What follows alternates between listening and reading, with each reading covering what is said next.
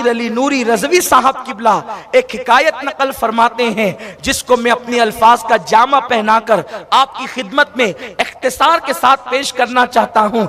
एक अल्लाह के बरगजीदा बंदे अल्लाह अकबर अपनी बूढ़ी माँ से कहते हैं, अम्मी मुझे काबतुल्लाह की ज़ियारत का शौक हुआ है, अगर इजाजत दें तो मैं काबे की ज़ियारत के लिए जाऊं। बूढ़ी माँ ने अपने बेटे से कहा, बेटे तुम बार बार काबतुल्लाह शरीफ की ज़ियारत कर चुके हो, इसलिए मैं तुम्हें इस वक्त जाने की इजाजत नहीं देती। उन्होंने सोचा आखिर काबे ही की ज़ियारत के लिए तो जा रहा हूं, वो कौन सा गुनाह है। तो आप माँ की इजाजत के बगैर, यानी माँ ने ना कह दिया, उसके बावजूद भी घर से निकल पड़े। लेकिन मंसूबा ये था कि दिन भर चलेंगे और रात जो शहर या गांव मिलेगा वहां पर पूरी रात इबादत करेंगे और बहुत मुख्तसर वक्त सो करके फिर रवाना हो जाएंगे। इस शान से सफर जारी करने का इरादा है। निकल गए। दिन भर तो माँ को एहसास ना हुआ। रात को माँ ने पुकारा, बेटा कहाँ है तू। जब कोई जवाब न आया तो माँ का दिल बेचैन हो गया, माँ का दिल मुस्तरीब हो गया, माँ बेकरार हो गई और कहने लगी, अच्छा मेरे ना कहने के बावजूद भी तू काबतुल्लाह के सफर के लिए चला गया। बस ये जुमले कहने के बाद माँ की ममता तड़पी है और तड़पने के बाद एक अजीब सा गुस्सा आया है और जबान से दो जुमले निकल गए, अल्लाह मेरी इजाजत के बगैर वो निकला है, काबे तक पहुंचने न पाए। बस इतना कहना था। ऐ खातून जन्नत की कनीजों, मैं तुमसे अर्ज करता हूं, अगर तुम्हारी औलाद तुम्हें कितना ही सताए तुम उन्हें कभी बद्दुआ न दिया करो, इसलिए कि माँ की दुआ भी फौरन कबूल होती है और माँ की बद्दुआ भी फौरन कबूल होती है। तुम अपनी औलाद को जज्बात में आकर बद्दुआ दे देते हो, लेकिन जब वो बद्दुआ का असर जाहिर होता है तो तुम ही तो तड़पते हो, तुम ही तो बेचैन होते हो। बहुत सारी औरतें अपने बच्चों को गुस्से में पागल कह देती है, अपने बच्चों को गुस्से में बदमाश कह देती है, अपने बच्चों को गुस्से में नाफरमान कह देती है। ये पागल, ये बदमाश, ये नाफरमान तुम्हारे मुंह से निकलेगा। सही माना में नाफरमान हो गया तो, सही माना में पागल हो गया तो, सही माना में बदबख्त हो गया तो, सही माना में कमबख्त हो गया तो, इसलिए अपने बच्चों को गुस्से में भी गलत न कहो। अगर कहना ही है तो जलालतुल इल्म उस्ताजुल उलमा हाफिज अब्दुल अजीज मुरादाबादी हुजूर हाफिज मिल्लत से सीखो। जब आप गुस्से में आते थे तो गुस्से में भी बच्चों को जन्नती कहकर पुकारते थे, अपने तलबा को जन्नती कहकर पुकारते थे। गुस्सा भी उतर जाए और कबूल हो जाए तो उनका बेड़ा भी पार हो जाए। मेरे प्यारे आका सल्लल्लाहु अलैहि वसल्लम की कनीजों, तो इसलिए अपने बच्चों को बुरे अलकाबात से याद न करो, अपने बच्चों को बदबख्त न कहो, कमबख्त न कहो, इसलिए कि माँ के जुमले अल्लाह औलाद के हक में कबूल करता है। अच्छा कहोगे तो भी कबूल करता है और बुरा कहोगे तो भी कबूल करता है। इसलिए बहुत एहतियात की जरूरत है, बहुत एहतियात से काम लेने की जरूरत है। तो अर्ज ये कर रहा था, माँ की जबान से निकल गया कि अल्लाह मेरी इजाजत के बगैर निकला है, मेरी नाफरमानी करते हुए निकला है, काबे तक पहुंचने न पाए। वो बुजुर्ग चलते हुए एक गांव में रात के वक्त पहुंचे और वहां पहुंचने के बाद सोचा कि मंसूबे के मुताबिक, प्लान के मुताबिक, शेड्यूल के मुताबिक नमाजें पढ़नी है। मस्जिद ढूंढी और वहां पर नवाफिल शुरू कर दिया। क्या था, उस रात उस गांव में चोर आए और उन्होंने चोरी का इरादा किया। लोग बेदार हो गए, चोर चोर कहकर एक दूसरे को होशियार करने लगे और उसके बाद फिर ये था, उन चोरों के पीछे पूरा गांव भागने लगा।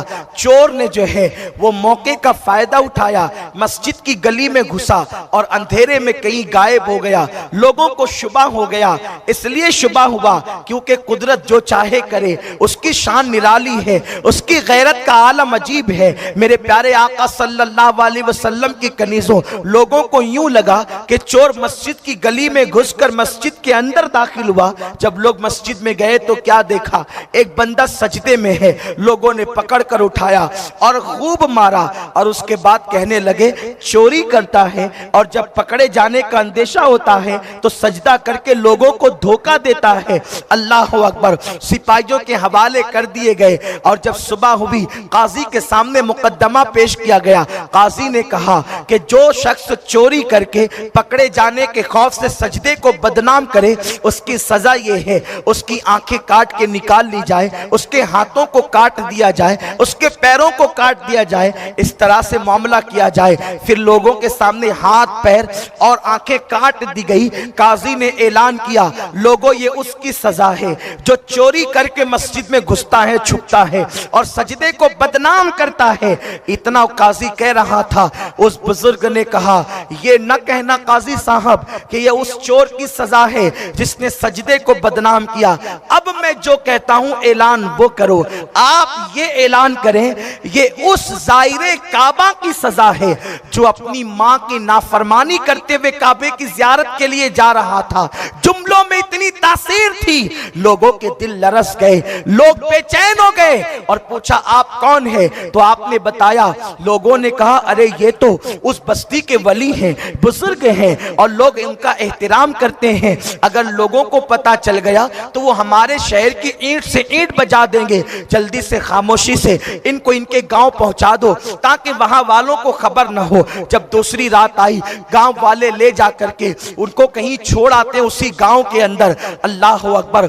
जब दूसरी रात आई तो मां को अपने बेटे की याद आई, ममता तड़प गई। कल तो बद्दुआ दे ही दी थी, आज कहती है मेरे अल्लाह मेरे बेटे को मुझसे मिला दे, वो किस हाल में है। अभी ये जुमले कहे ही थे कि अल्लाह अकबर। बाहर से आवाज आई है कोई गरीब को खाना खिलाने वाला? मैं 2 दिन से भूखा हूं, मुझे कोई खिला दो। तो मां ने, उनकी अम्मी जान ने जो है वो किसी फकीर की सदा समझ करके आवाज लगाई, ए फकीर जरा मेरे घर के पास चल करके आ जा ताकि मैं तेरी झोली में भीख डालूं। तो इन्होंने कहा कि माई मेरे पैर कटे हुए हैं। तो कहा हाथ बढ़ा ताकि भीख डालूं। कहा मेरे हाथ भी कटे हुए हैं। तो कहा कि तू नामहरम है और गैर महरम के सामने मैं कैसे आ सकती हूं, अब बता मैं क्या करूं। तो इन्होंने कहा माई मैं अंधा भी हूं इसलिए तुम मुझे खिला दो, मैं तुम्हें देख नहीं सकूंगा। जैसे ही वो बाहर निकली देख करके हैरान रह गई कि हाथ और पैर कटे, आंखें कटे हुए ये कोई फकीर नहीं है बल्कि खुद का बेटा है। बेचैन होकर के बेटे से लिपट गई, बेटे तेरा हाल क्या है?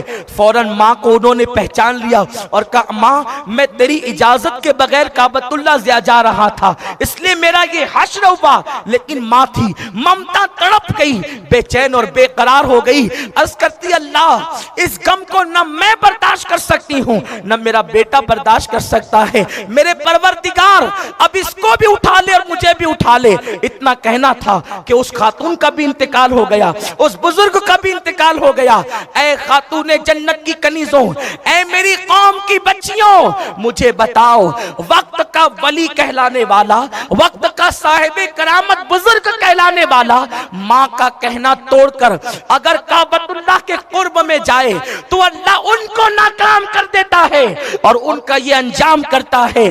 तुम किसी के बहकावे में आकर माँ बाप की नाफरमानी करके किसी की दोस्ती की तरफ जा रही हो, किसी की मोहब्बत की तरफ जा रही हो, किसी की उल्फत की तरफ जा रही हो, याद रखो दुनिया के तोहफे फानी हैं। माँ बाप की मोहब्बत को फना जो है वो दुनिया के एतबार से और अल्लाह अकबर हुदूद के एतबार से, अल्लाह अकबर माँ बाप की मोहब्बत को फना नहीं है। मेरे प्यारे आका अलैहिस्सलाम की कनीजों, माँ बाप वो हैं कि कब्र में जाने के बाद भी वो अपनी औलाद से मोहब्बत करते हैं। सैयदी आला हज़रत इमाम अहले सुन्नत मुहद्दिस बरेलवी रहमतुल्लाहि ताला अलैह लिखते हैं अपने रिसाले के अंदर कि माँ बाप के हुकूक में बादे विसाल एक हक जो तमाम हक पर सबसे फौकियत रखता है और जो सबसे बड़ा हक है वो ये है कि मरने के बाद कोई ऐसा अमल न करना माँ बाप की वफात के बाद कि जिस अमल की वजह से तुम्हारे माँ बाप को तकलीफ पहुंचे।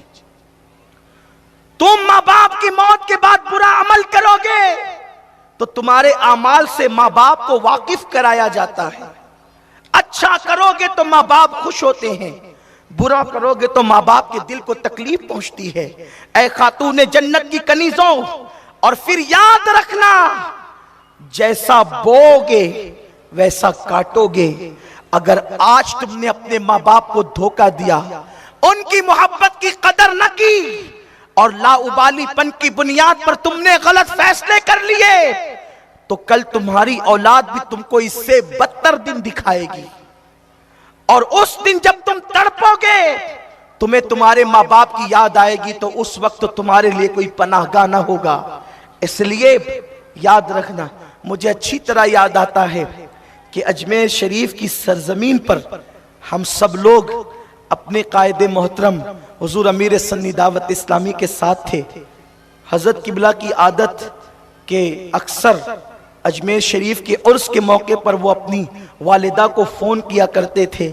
इंतकाल के बाद वालिदा के जब पहली छठी आई तो हजरत को उनकी वालिदा की याद आई, तो हजरत ने हम लोगों को एक शेर सुनाया था जिसकी लज्जत आज भी महसूस होती है कि माँ की गोद, बाप की गोद माँ का आंचल, बाप की गोद माँ का आंचल।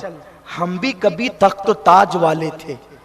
बाप की गोद तख्त से कम नहीं है और माँ का आंचल ताज से कम नहीं है। खुदा की इज्जत की कसम, जो लोग तख्त ताज के लिए लाशें गिरा रहे हैं, उन्हें अगर पता होता कि बाप की गोद की लज्जत तख्त पर बैठने से बेहतर है और माँ के आंचल की लज्जत ताज की लज्जतों से बेहतर है, तो वो अपने माँ बाप के दामन में पनाह ले लेते। ऐ खातून जन्नत की कनीजों, होश के नाखून लो, तुम्हें भी कल माँ बनना है। अपने माँ बाप का दिल न दुखाना। और फिर एक मर्द के लिए सबसे बड़ा हक उसके माँ बाप का है, और एक औरत के लिए सबसे बड़ा हक पहले उसके शौहर का है, उसके बाद माँ बाप का। जब तक औरत की शादी ना हो उस पर हक माँ बाप का है। शादी हो जाए तो पहला हक उसके शौहर का है।